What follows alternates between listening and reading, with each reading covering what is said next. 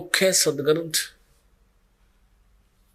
वैसे तो सभी सदग्रंथ आदरणीय हैं, क्योंकि किसी ना किसी महापुरुष के मुखारविंद से उच्चारित होते हैं, उनके मुख कमल से उच्चरित वाणी होती है। जैसे 18 पुराण हैं, ये भी शास्त्र कहलाते हैं। जैसे उपनिषद हैं, ये भी शास्त्र कहलाते हैं। लेकिन जो शास्त्र, जो सदग्रंथ गॉड गिवन है, प्रभु दत्त हैं, वही शास्त्र प्रमाणित है। उन्हीं शास्त्रों से पूजा की विधि को ग्रहण करना चाहिए। वो कौन कौन से हैं? जैसे उपनिषद क्या चीज है? ये किसी व्यक्ति, ऋषि, संत, साधक की अपने अनुभव की कृति होती है। उसके अपने जीवन काल में जो भी उसने उपलब्धि हुई, जिस साधना से, वो अपना अनुभव उसमें लिख देता है। यदि उसका अनुभव पवित्र सदग्रंथों से मेल खाता है तो साधना ठीक है, उसमें लिखा हुआ विवरण ठीक है। यदि सदग्रंथों से मेल नहीं खाता है, अब सदग्रंथ कौन से हैं? पवित्र वेद, पवित्र श्रीमद् भगवत गीता। पवित्र वेद जो हैं ये परमात्मा के दिए हुए हैं, गॉड गिवन है। और पवित्र श्रीमद् भगवत गीता भी गॉड गिवन है। अब पवित्र चारों वेद, ऋग्वेद, यजुर्वेद, सामवेद और अथर्ववेद, और ये तो 4 वेद हैं जो इजीली अवेलेबल हैं, सुलभ हैं, सबके पास तकरीबन मिल जाते हैं। और इन्हीं 4 वेदों का अभी तक जो है विवरण, इसका रेफरेंस प्रवचनकर्ता या ऋषि महर्षि बताते रहे कि हम इन वेदों अनुसार साधना कर तथा करवा रहे हैं। और 5वां वेद है सूक्ष्म वेद, सूक्ष्म वेद, सूक्ष्म, जिसको सवसम वेद भी कहते हैं, जिसके विषय में श्रीमद् भगवत गीता अध्याय नंबर 4 के श्लोक नंबर 32 में प्रमाण दिया है। उसमें बताया है कि जैसे गीता अध्याय 4 के श्लोक 25 से लेकर 31 तक जैसी जैसी भी कोई साधक साधनाएं करता है, वो अपनी साधना को पापनाशक जानते हैं, मानते हैं। लेकिन इस प्रकार की यज्ञों का, यज्ञ धार्मिक अनुष्ठानों का विस्तार से विवरण, यथार्थ जानकारी, कौन सा ठीक है कौन सा गलत है, इसके सहित सच्चिदानंद घन ब्रह्म की वाणी में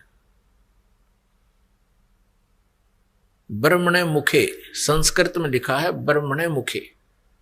यहां पर इन श्रीमद् भगवत गीता जी के अनुवादकर्ताओं ने यहां गड़बड़ी कर दी। इन्होंने लिख दिया ब्रह्मणे मुखे का अर्थ कर रखा है वेद की वाणी। ये गलत अनुवाद किया है, क्योंकि ब्रह्मणे माने वेद नहीं होते। ब्रह्मणे का अर्थ होता है नेक्स्ट प्रभु, यानी बड़ा भगवान, सच्चिदानंद घन ब्रह्म। अब ब्रह्मणे का अर्थ हम इन्हीं के अनुवाद में श्रीमद् भगवत गीता अध्याय 17 के श्लोक 23 से लेते हैं। श्लोक 23 में इन्होंने स्वयं ही लिखा है, ब्रह्मणे का अर्थ लिखा है सच्चिदानंद घन ब्रह्म। और यहां ब्रह्मणे का अर्थ चौथे अध्याय के 32वें श्लोक में ये स्वयं गलत कर रहे हैं, ब्रह्मणे का अर्थ कर रहे हैं वेद। नहीं, ये गलत कर दिया। श्रीमद् भगवत गीता अध्याय 17 श्लोक 23 में कहा कि ओम तत्सत इति निर्देश ब्रह्मणे त्रिविध समर्थ है। सच्चिदानंद घन ब्रह्म के सिमरण का, उसकी प्राप्ति का, उसकी साधना का 3 प्रकार से सिमरण किया जाने वाला ये 3 मंत्र का ओम तत्सत मंत्र है, जाप है। ओम तो सीधा है, तत् और सत ये सांकेतिक गुप्त है। तो सच्चिदानंद घन ब्रह्म की वाणी में चौथे अध्याय के 32वें श्लोक में स्पष्ट किया है कि वो तत्व ज्ञान है जो सच्चिदानंद घन ब्रह्म की वाणी में, यानी पूर्ण परमात्मा ने, परमेश्वर ने, सत्य पुरुष ने, पूर्ण ब्रह्म ने स्वयं आकर के अपने मुखारविंद से जो ज्ञान बोला है, सच्चिदानंद घन ब्रह्म की वाणी कहलाती है। ब्रह्मण मुखे वो तत्व ज्ञान है, वो सूक्ष्म वेद है, वो 5वां वेद है, उसको तत्व ज्ञान भी कहते हैं। श्रीमद् भगवत गीता अध्याय नंबर 4 के श्लोक नंबर 34 में कहा है कि उस ज्ञान को, उस तत्व ज्ञान को तू तत्वदर्शी संतों के पास जाकर समझ। उनको विनम्र भाव से प्रार्थना करने से, विनम्रता से प्रसन्न करने से वह तत्वदर्शी संत तुझे उस तत्व ज्ञान का, परमात्म ज्ञान का, यानी गीता ज्ञान दाता से अन्य कोई परमात्मा है, उस परमेश्वर की जानकारी देंगे, उसके बारे में बतावेंगे। तो ये 5 वेद हैं।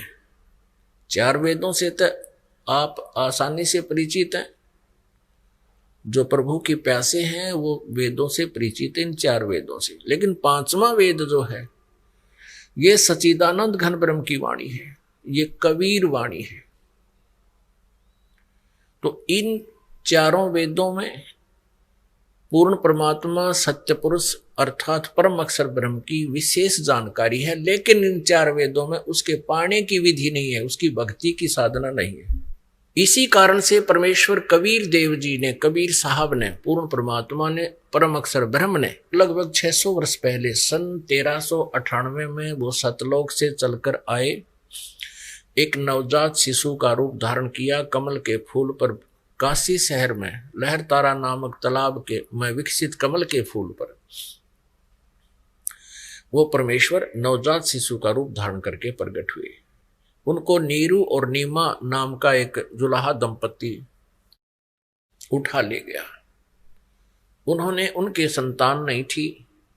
वहां परमात्मा लीला में शरीर से बड़े होने लगे और आगे चल के जुलाहे का कार्य करने लगे, जिस कारण से वो परमात्मा जुलाहा कबीर नाम से प्रसिद्ध हुए, धारणक कबीर नाम से प्रसिद्ध हुए। उस परमेश्वर ने, कबीर देव जी ने, सच्चिदानंद घन ब्रह्म ने अपनी कबीर वाणी में, सच्चिदानंद घन ब्रह्म की वाणी में कहा था कि वेद मेरा भेद है, मैं मिलूं वेदन से नाही, और जौन वेद से मैं मिलूं, ये वेद जानते नहीं। परमेश्वर कबीर देव जी ने ये कहा था जब ये सच्चिदानंद घन ब्रह्म की वाणी अपने मुख कमल से उच्चारण किया करते थे, बोला करते थे, जो धर्मदास साहब जी ने, आदरणीय धर्मदास जी ने लिपिबद्ध किया था।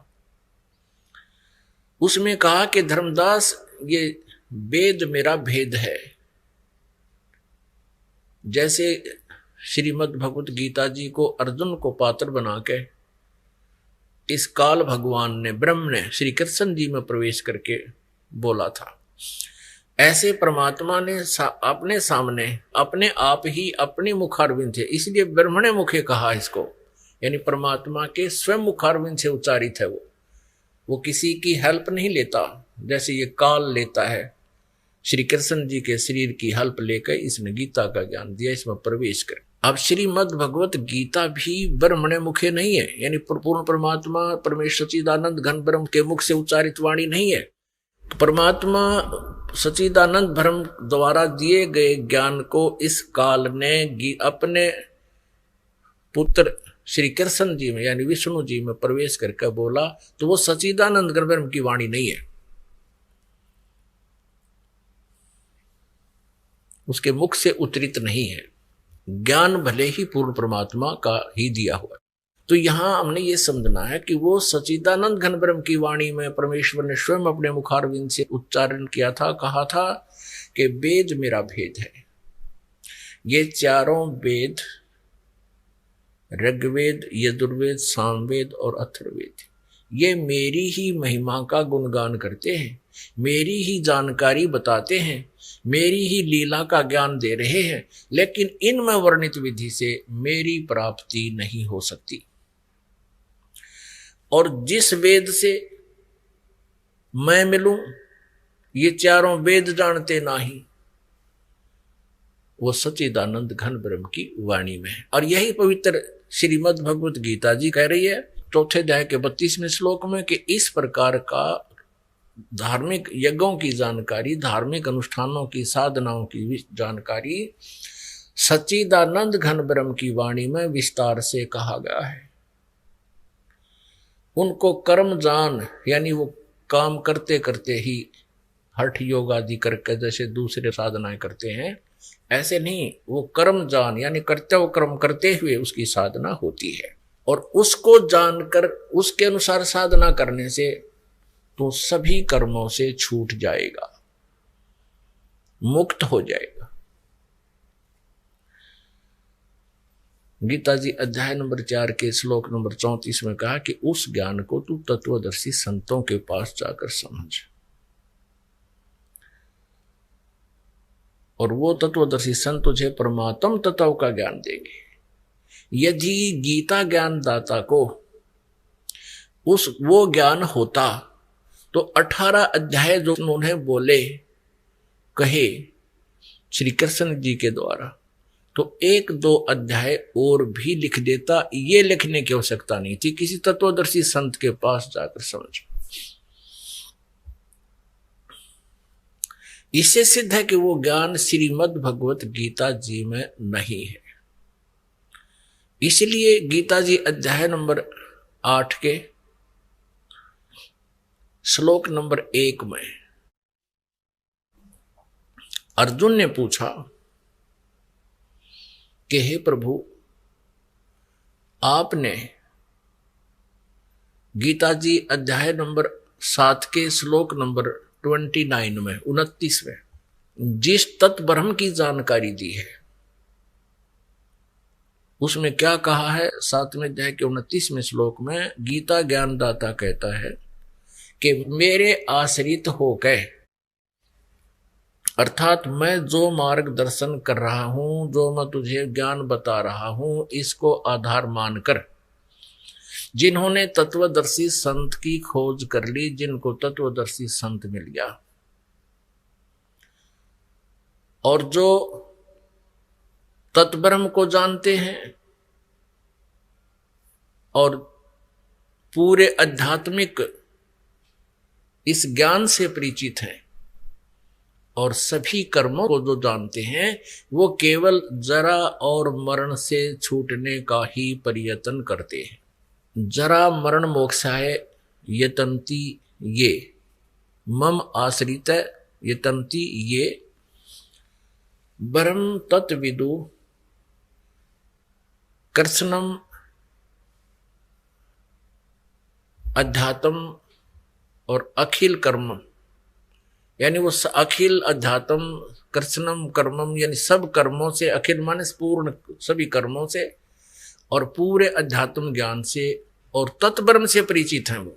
इसका सीधा सा अर्थ है 7वें अध्याय के 29वें श्लोक का कि जो साधक केवल बुढ़ापा और मृत्यु, जरा मीन वृद्ध अवस्था, मरण माने मृत्यु, इन दोनों से छूटने का जो प्रयत्न करते हैं, और जो ऐसा करते हैं उन्होंने मेरा इस ज्ञान का आश्रय लिया है, उन्होंने तत्वदर्शी संत की खोज कर ली है, और उनको फिर तत्ब्रह्म की जानकारी होगी कि वो पूर्ण परमात्मा ही पूजा के योग्य है, उसी से पूर्ण मोक्ष होगा, परम अक्षर ब्रह्म से, और वही उसी की साधना से जरा और मरण से छूट सकता है।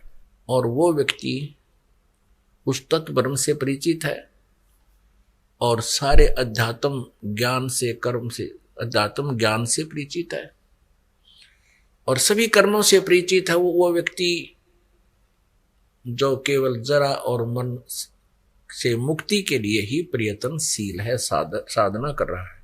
अब गीता ज्ञानदाता चौथे अध्याय के 5वें श्लोक में, 9वें श्लोक में, गीता जी के दूसरे अध्याय के 12वें श्लोक में, गीता जी अध्याय नंबर 10 के श्लोक नंबर 2 में और श्रीमद् भगवद गीता अध्याय नंबर 4 के श्लोक 5 और 9 में स्पष्ट कह रहा है कि अर्जुन, तेरे और मेरे बहुत से जन्म हो चुके हैं, तू नहीं जानता, मैं जानता हूं। मेरे जन्म और कर्म अलौकिक हैं। तू और मैं पहले भी जन्मे थे, आगे भी हमारा जन्म रहेगा, ये ना सोच के हम केवल वर्तमान में ही हैं। फिर 10वें अध्याय के दूसरे श्लोक में कहा गीता जी ने, गीता ज्ञानदाता ने, मेरी उत्पत्ति को, मेरे जन्म को ये देवता, ऋषि और सिद्ध नहीं जानते, क्योंकि ये सब, इनका उत्पत्ति कारण मैं हूं, ये मुझसे उत्पन्न हुए, क्योंकि ये सब काल के द्वारा ही इनका जन्म है, ये इसके पुत्र हैं। तो यहाँ गीता ज्ञानदाता 7वें अध्याय के 29वें श्लोक में कहता है कि जो जरा और मरण से छूटने का प्रयत्न करते हैं वो उस तत्ब्रह्म से, तत्ब्रह्म माने, अब तत्ब्रह्म के बारे में अब 8वें अध्याय में पता चलेगा कौन है वो तत्ब्रह्म जो गीता ज्ञानदाता से अन्य है। तो 8वें अध्याय के प्रथम मंत्र में, श्लोक में अर्जुन ने पूछा, किम तत्ब्रह्म, वो तत्ब्रह्म कौन है? फिर कौन है वो भगवान जिसको जानने के बाद फिर केवल जरा और मरण छूटने का प्रयत्न करते हैं? तो पुण्यात्मा 8वें अध्याय के 3 श्लोक में गीता ज्ञानदाता ने कहा कि वो परम अक्षर ब्रह्म है। इससे सिद्ध है कि वो गीता ज्ञानदाता से अन्य है। अब यहां जैसे गीता जी अध्याय नंबर 8 के और श्लोक नंबर 13 में कहा कि अर्जुन, ओम इति एकाक्षरम ब्रह्म व्यवहारण माम अनुसमरण ये परियाति तजन देहन सयाति परमाम गतिम। गीता ज्ञानदाता कहता है कि अर्जुन, मुझ ब्रह्म का तो केवल एक ओम अक्षर है, उच्चारण करके सिमरण करने का, और जो अंश में मैं मेरा ही सिमरण करता हुआ जाता है तो मुझे प्राप्त होता है, मेरे वाली परम गति को प्राप्त होता है। और ओम नाम ब्रह्म का है, ब्रह्म की उपासना, ओम की साधना से ब्रह्मलोक प्राप्त होता है। अब ब्रह्मलोक पर्यंत 8वें अध्याय के 16वें श्लोक में कहा कि ब्रह्मलोक पर्यंत यानी ब्रह्मलोक तक भी गए हुए प्राणी फिर पुनर्जन्म में आते हैं, उनका पूर्ण मोक्ष नहीं होता, जरा और मरण से छुटकारा नहीं होता। तो इससे सिद्ध हो गया कि गीता ज्ञानदाता अर्थात ब्रह्म जो श्री कृष्ण जी में बोल रहा है, ब्रह्म की साधना से भी जरा और मरण मुक्त नहीं होता, मोक्ष नहीं होता, छुटकारा नहीं होता। अब गीता ज्ञानदाता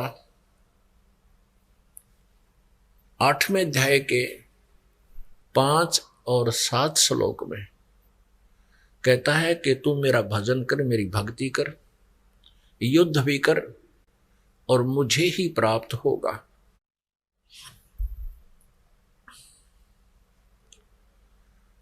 फिर 8वें अध्याय के 6 श्लोक में कहा कि ये एक नियम है अर्जुन, जो व्यक्ति अंत समय में जिस भी इष्ट में अपनी भावना रखे हुए शरीर त्याग कर जाता है उसी को प्राप्त होता है।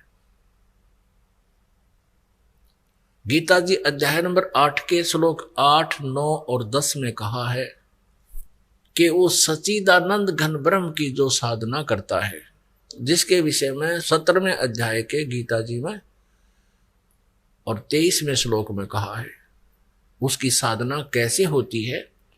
ओम तत्सत इति निर्देश ब्रह्मण, ब्रह्मण माने सच्चिदानंद घन ब्रह्म। उस सच्चिदानंद घन ब्रह्म का 3 प्रकार के मंत्र के सिमरण का निर्देश है। निर्देश मीन नथिंग एल्स,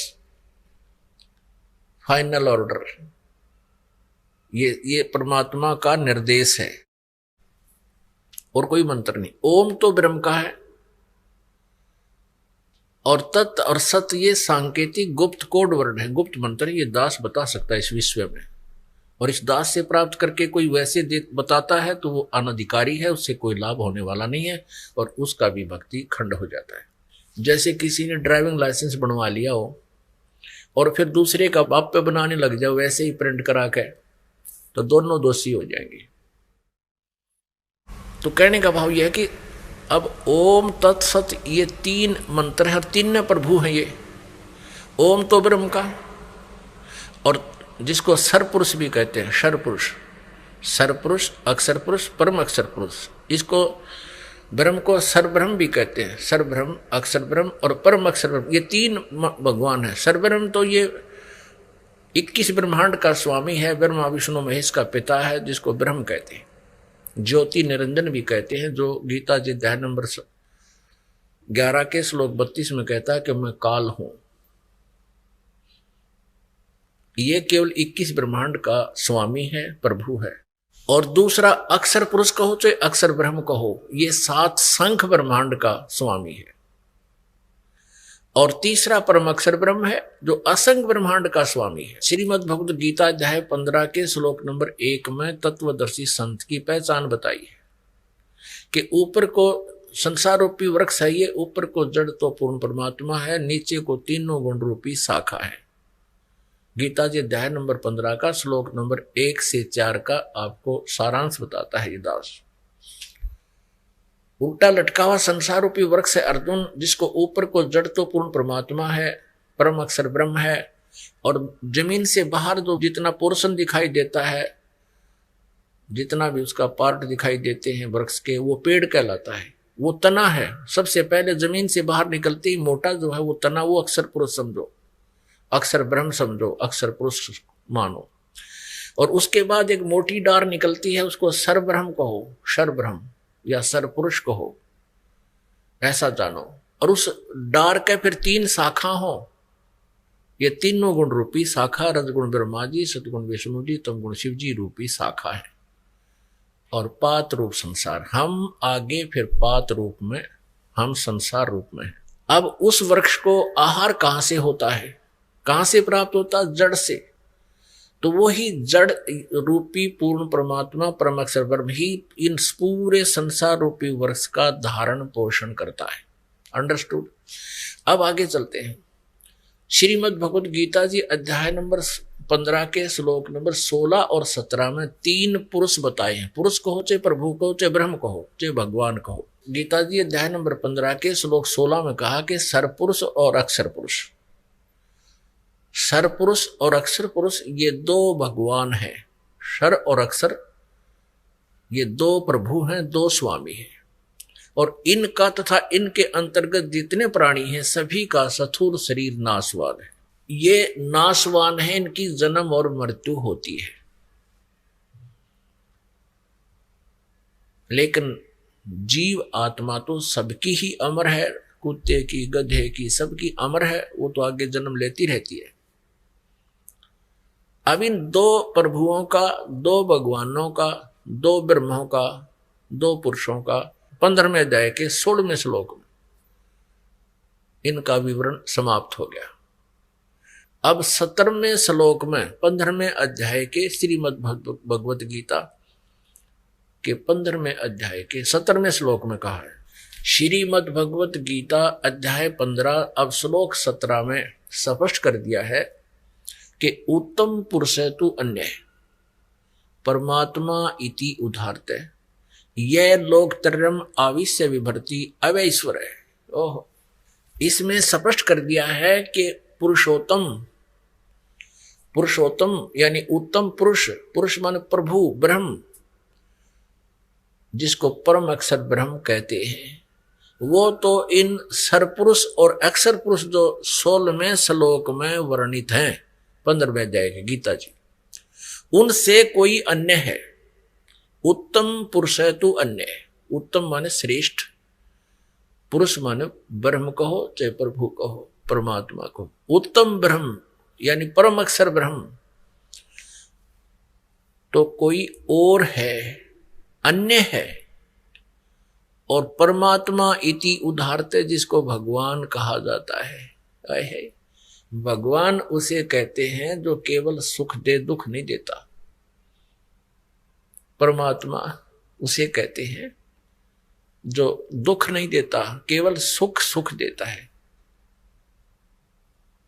और फिर कहा है निचली पंक्ति में कि यह लोकत्रय आविश्य विभर्ति अवैश्वर है, जो तीनों लोकों में प्रवेश करके सबका धारण पोषण करता है, वो है अविनाशी परमात्मा। वह अविनाशी परमेश्वर है, वो है वास्तव में अविनाशी, वो है सच्चिदानंद घन ब्रह्म, वो है परम अक्षर ब्रह्म। अब यहां थोड़ा सा भ्रम उत्पन्न होता है श्रीमद् भगवत गीता जी के पाठकों को, कि श्रीमद् भगवत गीता अध्याय नंबर 15 के श्लोक नंबर 18 में गीता ज्ञानदाता ये ब्रह्म कह रहा है कि मैं तो पुरुषोत्तम, लोक वेद के आधार से मैं पुरुषोत्तम प्रसिद्ध हूं। लोक वेद किसे कहते हैं? दंत कथा, किसी कहा सुना ज्ञान जो वेद प्रमाणित, जो सदग्रंथ प्रमाणित ना हो। लोक वेद कथा, दंत कथा सीधा सारथ समझो, जो सुना सुनाया ज्ञान, आम व्यक्ति के द्वारा सुनाया हुआ ज्ञान। अपने आप को पुरुषोत्तम प्रसिद्ध होने का कारण भी बता रहा है कि मेरे अंतर्गत 21 ब्रह्मांड में मेरे अधीन जितने प्राणी हैं, चाहे वह ब्रह्मा विष्णु महेश हैं, चाहे रंक हैं, चाहे राजा है, चाहे अन्य चींटी से लेकर हाथी तक है, ये सभी इस ब्रह्म के कंट्रोल में है। ये इनसे ताकतवर है। जैसे श्री विष्णु जी 16 कला के प्रभु हैं, इसमें 16 प्रकार की शक्तियां हैं, और ये 1000 प्रकार की कला वाला है। जैसे भगवान श्री विष्णु जी 4 भुजा के हैं, तो ये काल 1000 भुजा का ब्रह्म सरपुरुष जो 21 ब्रह्मांड का स्वामी है। तो ये क्या कहता है कि मैं तो पुरुषोत्तम इसलिए प्रसिद्ध हो रहा हूं क्योंकि मेरे अंतर्गत जितने भी प्राणी हैं मैं उनसे उत्श्रेष्ठ हूं, उनसे तगड़ा हूं, ताकतवर हूं, इसलिए मैं लोके वेदे पुरुषोत्तम प्रसिद्ध हूं। स्पष्ट कर दिया कि आई एम नॉट पुरुषोत्तम, मैं पुरुषोत्तम नहीं हूं। पुरुषोत्तम तो 15वें अध्याय के 17वें श्लोक में बता दिया कि यह उत्तम पुरुष को चाहे पुरुषोत्तम कहो, पुरुषोत्तम तो अन्य ही है जिसको परमात्मा कहा जाता है। और यह लोक तरम आविश्य विभर्ति अवैश्वर है, जो तीनों लोकों प्रवेश करके सबका धारण पोषण करता, वो है अविनाशी भगवान। श्रीमद् भगवत गीता जी अध्याय नंबर 15 के श्लोक 1 से 4 और 16 और 17 में ये 3 प्रभु स्पष्ट हो गए। अब लोक वेद किसे कहते हैं? सुना सुनाया ज्ञान जो सच्चाई से दूर हो। जैसे आज तक हम रजगुण ब्रह्मा जी, सतगुण विष्णु जी, तमगुण शिव जी को अजरो अमर कहा करते थे, सुना करते थे, ये लोक वेद सुना करते थे। अज्ञानी ऋषि, मैं ऋषि मंडलेश्वर, ये गुरु, लेकिन ये वास्तव में अविनाशी नहीं थे। इनकी जीवनी में लिखा है श्री मद देवी भागवत यानी देवी पुराण में, शक्ति पुराण में, गीता प्रेस गोरखपुर से प्रकाशित केवल हिंदी सचित्र मोटा टाइप, इसके 123 पृष्ठ पर 3रे स्कंद में विष्णु जी स्वयं स्वीकार करते हैं कि तुम शुद्ध स्वरूपा हो, ये सारा संसार आपसे ही उद्भासित हो रहा है, और मैं ब्रह्मा और शंकर विष्णु जी करें, हमारा तो जन्म और मृत्यु होता है। आविर्भाव माने जन्म, तिरोभाव माने मृत्यु होता है। हम नित्य नहीं हैं, हम अविनाशी नहीं हैं। फिर शंकर भगवान कहते हैं कि माता, जब आपसे ही ब्रह्मा जी का जन्म हुआ, आपसे विष्णु जी का जन्म हुआ, तो फिर क्या मैं तमोगुण लीला करने वाला शंकर आपका पुत्र नहीं हुआ? और हम आप ही से उत्पन्न हैं, हम तीनों गुणों युक्त हैं, और हम केवल नियमित कार्य ही कर सकते हैं, यानी जिसका जैसा वर्क डन ही दे सकते हैं। किसी की किस्मत में, किसी के प्रारब्ध में कोई दुख है, उसको निवारण नहीं कर सकते, कम और अधिक नहीं कर सकते। तो ये लोक वेद था जो हमें सुनाया जाता था कि अजरो अमर है, इनके कोई माता पिता नहीं है, ये सर्वेश्वर है, महेश्वर है, अनंत कोट ब्रह्मांड के स्वामी है। इसको लोक वेद कहते हैं। तो यहां गीता ज्ञानदाता 15वें अध्याय के 18वें श्लोक में कहता है कि मैं तो लोक वेद के आधार से पुरुषोत्तम प्रसिद्ध हूं। कारण बताता है कि मेरे अंतर्गत 21 ब्रह्मांड में जितने भी प्राणी हैं उनसे मैं तगड़ा हूं, उत्तम हूं। यहां तगड़ा किसने माना है? जैसे ऋषि हुआ करते, एक ऋषि ने, एक सिद्ध ने कोई एक सिद्धि प्राप्त कर ली और दूसरे के पास 2 होगी तो 2 वाला उससे उत्तम माना जाता है, बाकी दोनों चौड़ चपट। तो ऐसे ये 1000 भुजा का मालिक है, 1000 कला है इसके पास, और अन्य इसके अंतर्गत जो प्रभु हैं, श्री सतगुण विष्णु जी, श्री रजगुण ब्रह्मा जी और श्री शिव जी तमगुण, ये 16 कला के प्रभु हैं। ये वैसे तीनों ही 16 कला के प्रभु हैं, एक जैसी पावर है इनकी। बाकी श्री विष्णु जी ज्यादा सुप्रसिद्ध हैं क्योंकि हम इनको ज्यादा मानते रहे अब लोक वेद के आधार से। मैं तो देते रहे, इस शंकर भगवान जी को भी पैरेलल देते रहे, जबकि ये तीनों के तीनों 4 भुजा युक्त हैं, एक जैसी पावर है, एक जैसे ही विभाग हैं इनके। जैसे एक प्रांत में मंत्री होते हैं तो ये एक ब्रह्मांड रूपी प्रांत में ये एक एक विभागीय मंत्री हैं। रजगुण विभाग के ब्रह्मा जी, सतगुण विभाग के विष्णु जी, तमगुण विभाग के शिव जी। तो ये लोक वेद था जो हम इनको सर्वेश्वर कहते थे, सारे अखिल ब्रह्मांड का स्वामी श्री विकृष्ण जी को कहते हैं। नहीं, ये लोक वेद है, दंत कथा है, सच्चाई से बहुत परे है। ऐसे ही गीता ज्ञानदाता कहता है कि मैं तो लोक वेद के आधार से पुरुषोत्तम प्रसिद्ध हूं। आई एम नॉट पुरुषोत्तम, पुरुषोत्तम पुरुष तो अन्य, वो 17वें श्लोक में 15वें अध्याय के गीता जी में स्पष्ट कर दिया। अब ये परम अक्षर ब्रह्म है, उत्तम पुरुषत्व अन्य है, वो परम अक्षर ब्रह्म है।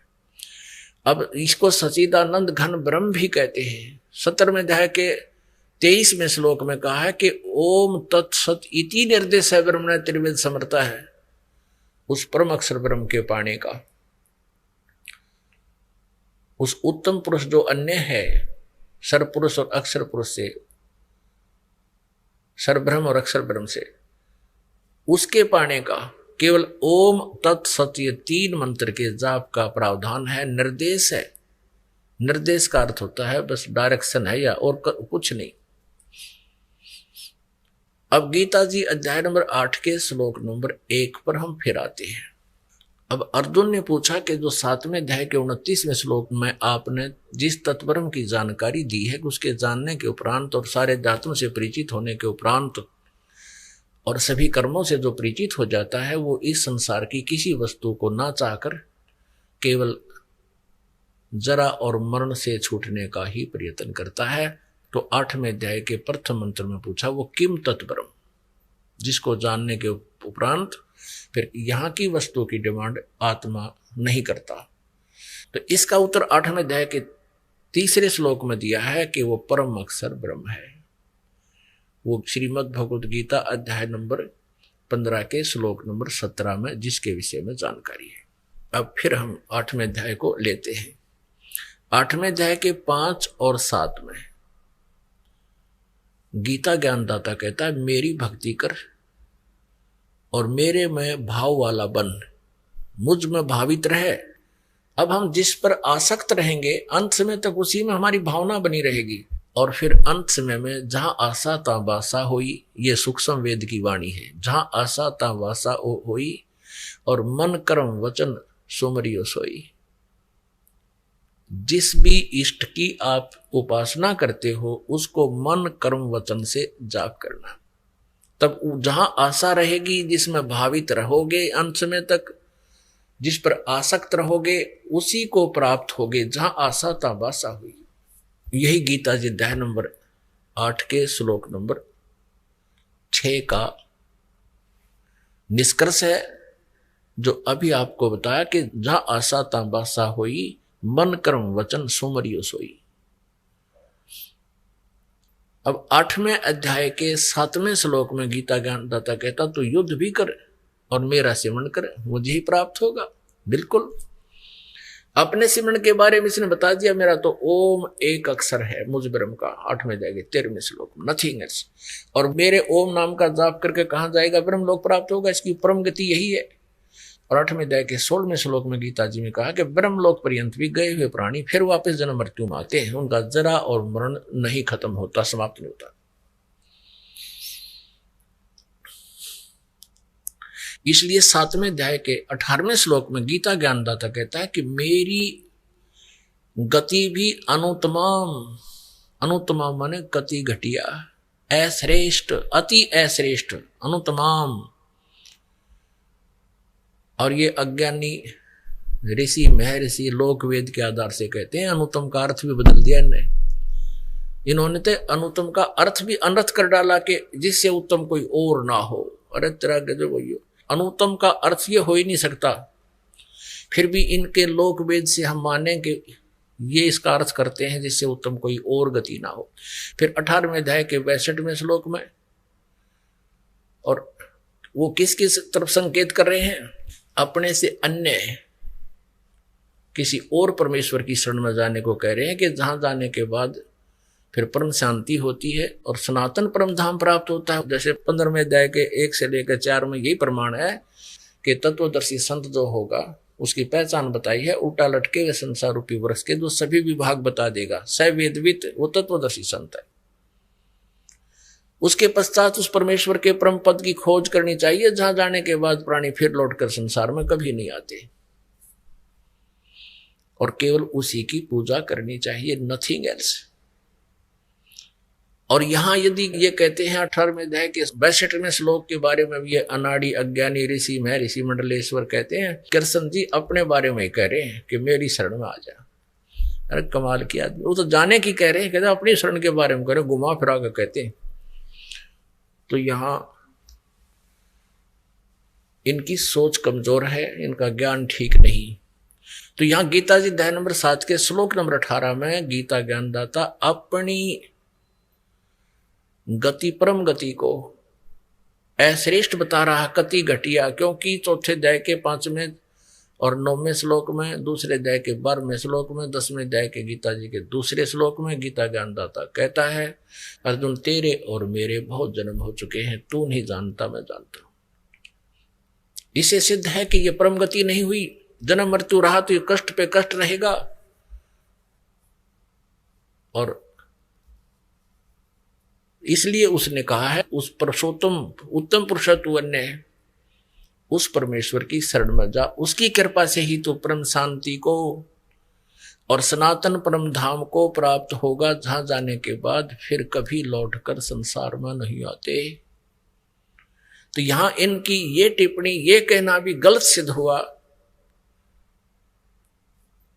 7वें अध्याय के 18वें श्लोक के विषय में अनुत्तमाम का अर्थ ये करते हैं जिससे उत्तम कोई ना हो, वो भी गलत सिद्ध हो गया, क्योंकि वो गीता ज्ञानदाता किसी और परमात्मा पुरुषोत्तम के बारे में, जो उत्तम पुरुषत्व है, और उसी की साधना के लिए प्रमाण कर रहा है, और उसकी साधना का मंत्र भी बता रहा है 17वें अध्याय के 23वें श्लोक में, लेकिन वो इनकम्प्लीट है। इसलिए श्रीमद् भगवद गीता अध्याय नंबर 4 के श्लोक नंबर 34 में कहा कि जो चौथे अध्याय के 32वें श्लोक में जिस सच्चिदानंद घन ब्रह्म की वाणी की जानकारी दी है, वो है तत्व ज्ञान। उस तत्व ज्ञान को किसी तत्वदर्शी संत से पूछो, समझो, वो बताएंगे। उस परमात्म तत्व का ज्ञान देंगे तुझे, तो वो परमात्म तत्व परम अक्षर ब्रह्म है, और उसके पाने का मंत्र है ओम तत्सत। ओम ब्रह्म का, सरपुरुष का, जो गीता जी अध्याय नंबर 15 के श्लोक नंबर 16 और 17 में 3 पुरुष कहो प्रभु कहो, स्वामी कहो, ब्रह्म कहो। ये तीन ब्रह्म है, तीन पुरुष है। शर पुरुष ये ब्रह्म है, शर ब्रह्म भी कहते हैं इसको, जो 21 ब्रह्मांड का स्वामी ब्रह्मा विष्णु महेश के पूज्य पिताजी। और अक्षर पुरुष ये 7 संग ब्रह्मांड का स्वामी है, ये 7 संग ब्रह्मांड का स्वामी। ये अक्षर पुरुष कहो चाहे इसको अक्षर ब्रह्म कहो। और जो 15वें अध्याय के 17वें श्लोक में कहा, उत्तम पुरुष है तू अन्य परमात्मा इति उदाहरते है, वो है परम अक्षर पुरुष कहो चाहे उसे परम अक्षर ब्रह्म कहो, वो है वास्तव में अविनाशी परमात्मा। उस परम अक्षर ब्रह्म के पाणी के 8वें अध्याय के 8, 9, 10 में स्पष्ट कहा है कि उसकी भक्ति करेगा तो उस सच्चिदानंद घन ब्रह्म की, यानी उस देव परम पुरुष की, उस पूर्ण परमात्मा की, परम अक्षर ब्रह्म की, जो उत्तम पुरुष अन्य है, परम अक्षर ब्रह्म, जो 8वें अध्याय के 3रे श्लोक में जिसके विषय में कहा है, उसकी भक्ति करेगा तो उसको प्राप्त होगा। उसके पाने का मंत्र ओम तत्सत। ओम तो ये सर्वब्रह्म का, सरपुरुष का समझो, 21 ब्रह्मांड के स्वामी का, और अक्षर पुरुष का ये तत्व, ये सांकेतिक है। ये ओम और तत् मिलकर ये 2 अक्षर का एक सतनाम बनता है। और तीसरा जो सत्य है 17वें अध्याय के 23वें श्लोक में, वो परम अक्षर ब्रह्म का मंत्र है, ये गुप्त है। तत् और सत्य ये सांकेतिक है, कोड वर्ड है, ये दास बताता है। और जिनको ये तीनों मंत्र प्राप्त हैं उनको ये ज्ञान जो दास बता रहा आसानी से समझ में आता है। तो गीता अध्याय नंबर 8 के श्लोक नंबर 8, 9, 10 में कहा कि जो उस परमात्मा सच्चिदानंद घन ब्रह्म की भक्ति करता हुआ अंत समय में शरीर त्याग कर जाता है और अपने प्राण यानी जीव को, श्वास को बरकुटी के माध्यम में स्थिर कर लेता है, अपने आप हो जाता है। इस भक्ति से अपने आप होगा सब क्रियाएं। जैसे इंजन स्टार्ट कर दिया और गाड़ी ओके है तो अपने आप गियर लगते हैं, गियर चलेंगे, ब्रेक, सारे काम ऑटोमेटिक करेंगे तो उनको जब हैंडल किया जाएगा। तो इसी प्रकार इस परमात्मा की सतभक्ति से ये शरीर रूपी गाड़ी स्टार्ट हो जाती है, अंदर की सब क्रियाएं प्रारंभ हो जाती हैं। और कहते हैं फिर इस भक्ति के बल से, योग बल से, भक्ति योग माने साधना, इस तीनों जाप के मंत्र की भक्ति की शक्ति से ये त्रिकुटी पर चला जाता है। ये जीव त्रिकुटी पर जब मृत्यु के समय, जब शरीर छूटेगा उसके बाद की बात, अंत समय में फिर वहां जाकर के इन तीनों मंत्रों का वहां हिसाब होगा, जिसके विषय में गीता जी अध्याय नंबर 18 के श्लोक नंबर 66 में कहा है इस गीता ज्ञानदाता ने कि सर्वधर्मान परित्यज माम एकम शरणम व्रज अहम तवा सर्व पापे भ्यामोक्षामि मा शुच। अपनात्मा इन अनाड़ियों ने, अज्ञानियों ने, तत्व ज्ञानहीन व्यक्तियों ने, जिनको केवल संस्कृत तो आती थी, तत्व ज्ञान से परिचित नहीं थे, उन्होंने यहां भी अनरस कर दिए। 18वें अध्याय के 66वें श्लोक में व्रज का अर्थ कर दिया, मेरी शरण में आ जा। व्रज माने जाना होता है, आना नहीं होता। सर्वधर्मान परित्यज माम, ये गीता ज्ञानदाता कह रहा है, ये ब्रह्म कह रहा है, ये सर्वब्रह्म कह रहा है जिसका ओम नाम है। ये कहता है कि मेरे सतर की जितने भी आध्यात्मिक यानी धार्मिक पूजाएं हैं, सर्वधर्मान परित्यज माम, मेरे सतर की सब पूजाएं, परित्यज माने छोड़ दे, माम माने मुझ में।